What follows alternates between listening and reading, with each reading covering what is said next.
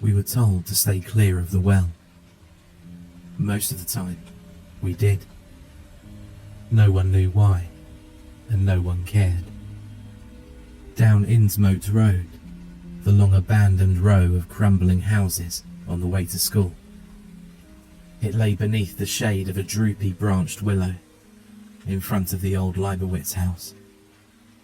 The house itself had fallen down years ago. The expansive section was now consumed in thick weeds and wildflowers, but we seldom played there. We didn't like being amongst the derelict homes and the decaying foundations, and I'd run past the well whenever I had to pass it alone. The footpath sloped dangerously close to the well's bare opening, itself hidden in long grass. Where the light touched the topmost part of the gaping pit, its mossy brick inner surface was just visible. Below that, there was only darkness. Henry and I walked down Innsmoat Road every day after school. Our friendship was an unlikely one. He came from a poor town down south. His family was neither prominent nor wealthy, and they were new in a very old city. Raised as an only child by his mother, Henry didn't have a fair life for such a nice kid. Of course, I had no idea at the time. I was only young. But his father had been a mad alcoholic. His mother had left town for Henry's sake. He never spoke of this, as he was probably too small to remember it. But we never mentioned his father regardless. It was clear he didn't wish to remember him. Henry wasn't a particularly bright student either. The day we met was the very first day of school, when he leaned across from his desk to mine and asked if he could copy my answers. The test was for math, hardly my strongest subject, but I beat him up for it anyway, after school. I felt bad about beating him, as I did it. He was a short, skinny kid, and couldn't put up much of a fight. I bought him an ice cream that day, and we talked properly for the first time. Afterwards, we became inseparable. Even though I played football on hot days, and he stayed in the library and read, even though he copied my answers in every test, we were best friends. In the bitter wind and the stinging rainfall, we didn't laugh or share the day's experiences with each other as usual. That day, though, there was an intense storm. In the bitter wind and the stinging rainfall, we didn't laugh or share the day's experiences with each other as usual. We endured the storm together, in silence. We'd usually go down Church Street to the arcade in town, but today it was pouring with rain. The storm was one of the worst I've ever seen. The gutters were overflowing like flooded rivers, and the bare foundations of the Innsmoat houses creaked and groaned in the wind. Surrounded by the constant moaning of the old homes, and bombarded by the screeching wind and ice-cold rain, we were only more determined to get out and get home. I lived further than Henry, on Mayflower Avenue, and I walked hastily, dripping wet. We walked straight ahead until we reached the well. The slope was more evident than ever today, rainwater rolling down and draining into the hidden pit below. Were anyone other than us to walk past at that point in time, they wouldn't have even noticed the well mouth, wide open and hungry. We turned to look in its direction, an unspoken acknowledgement of our fears that we performed daily. It was then that Henry fell.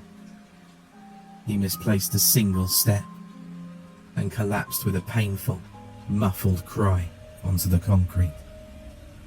Blood from his nose mixed in with the rain and slowly disappeared. As he tried to get up, pushing his body up on one arm and outstretching the other, he slipped. His yells echoed down the empty road. He slid down too fast for me to catch his hand. His chin hit the concrete, and he let out a pained yelp. The skin had been ripped deep. I called his name and ran towards him. The wind struck me hard, and I toppled down. I rolled across the slope, registering a sharp, sudden pain in my side, and I fell in the swamped weeds, mud soaked through to my skin. "Henry!" I cried, reaching my arm out blind. A sob of terror came from up ahead. I forced my eyes open and saw him, no more than a foot from where I lay, hanging desperately onto the well opening. His chin dripped blood. His slippery fingers were only barely keeping hold of the mud-covered brick. "Henry!" I called again, willing myself to get up. As soon as I began to pull myself out of the weeds, the pain in my side burned and sent spasms of pain shaking through my bones. I collapsed in pain and tried to call his name again. I wanted to get up. I tried again, this time with his screams to guide me as a hand slipped. Once more, the unbearable pain sent me into the dirt, so close to his little fingers. "Help me!" he screamed over the rain. "Please help me!" I craned my neck feebly to see Henry's eyes fill with tears. With one last sob of fear, his hand slipped. In an instant, he vanished into the well. In that moment, it all went silent. All sound was gone the moment I saw the top of his little brown head slip out of view. I only heard the thumping noises, dull, hard sounds from far away, and I realized that all I could hear was my best friend hitting the well walls as he fell. Ignoring the pain, ignoring the storm, I lifted myself out of the dirt and ran. I didn't stop until I reached Mayflower Avenue. I got home to find my mother waiting on the steps, her face wide-eyed and her mouth curled into a scowl. "Where have you been? Get in here," she hissed. I stumbled indoors, leaving wet footprints on the carpet. She slammed the door and yelled. She went on and on. I hardly registered a thing she was saying.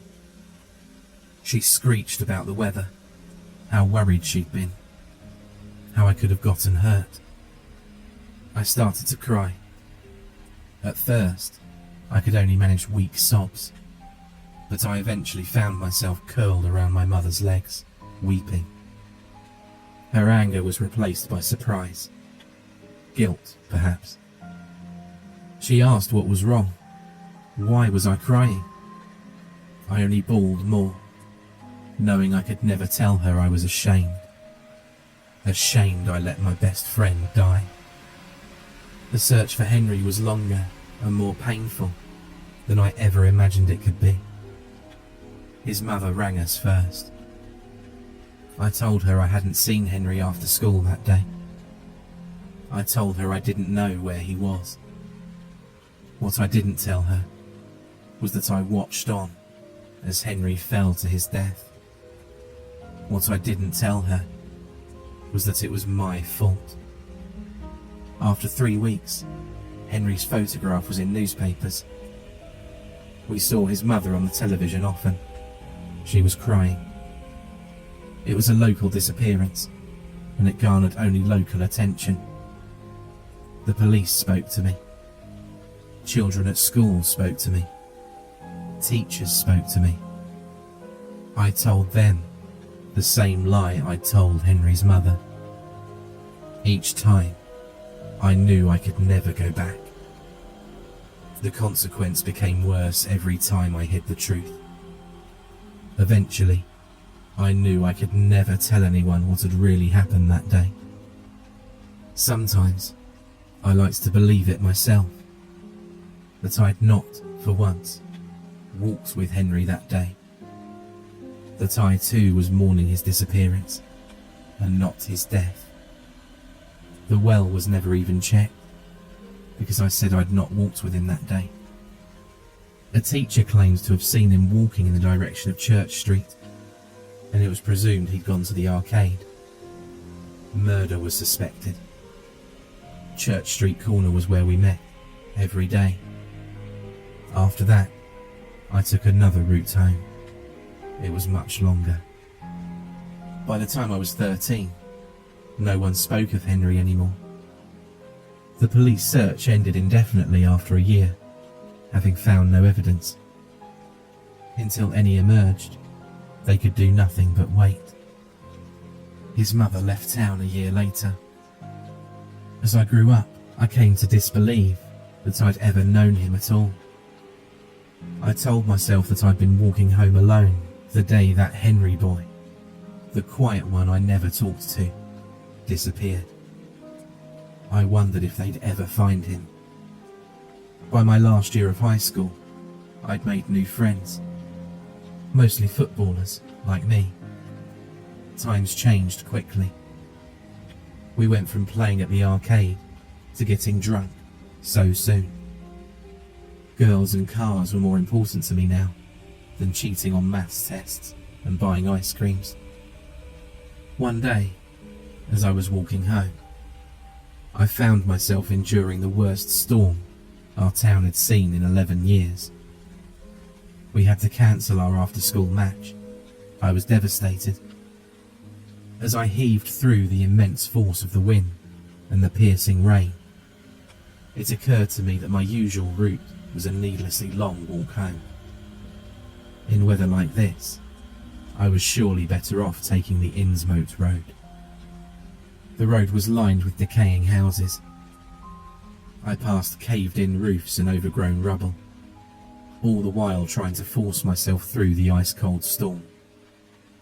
It was as I walked past the crumbling area of pavement that a shiver crawled through my skin, and I turned to see a black pit in the earth, half hidden in the grass.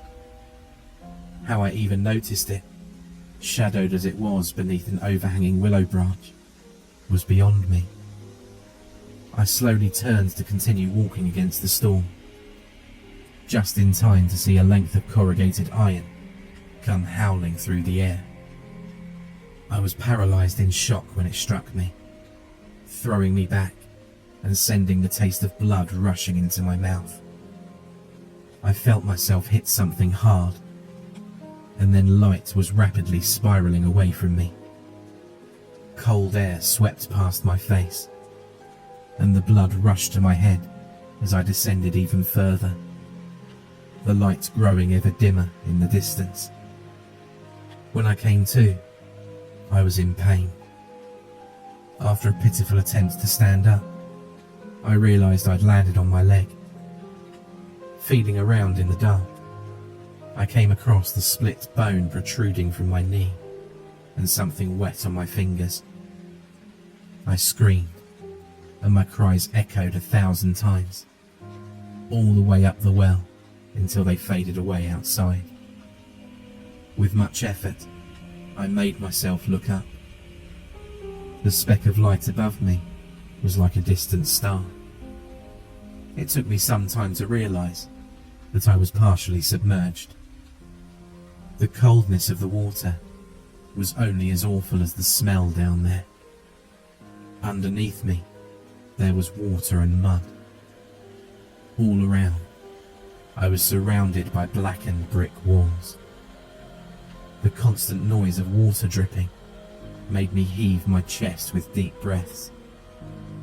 In my distressed state of mind, I thought I heard someone say my name. "Who's there?" I yelled, looking around madly into the empty blackness. No response. I shivered in the cold, staring aimlessly into the darkness. Next to me, someone mumbled something I couldn't make out. "Who are you?" I screamed, curling myself up close to the wall of the pit. Someone mumbled louder, a raspy noise. I knew I'd heard it. A cold tingle ran down my neck as I made out an unclear shadow against the wall beside me. My heartbeat was electric. The thing on the wall began to shuffle towards me, mumbling again, louder. I wanted to scramble away, to feel safe in the light, but I couldn't. I was trapped. I was trapped with someone else. The mumbling thing that inched closer and closer. I could feel its breath now on my face. Tears streaked down my cheeks. I opened my mouth to scream, but no sound emerged. Slowly, I turned to look. In the dark, I couldn't make out the face precisely, but I saw all I needed. I screamed in horror at the sunken eye sockets, the gaping jaws, and the dripping rotten flesh hanging off what was once surely a human face. Its slender hands burst from the water and wrapped around me. It hunched over me, and I finally understood what it was saying when it hissed in my ear. "I've been waiting for you."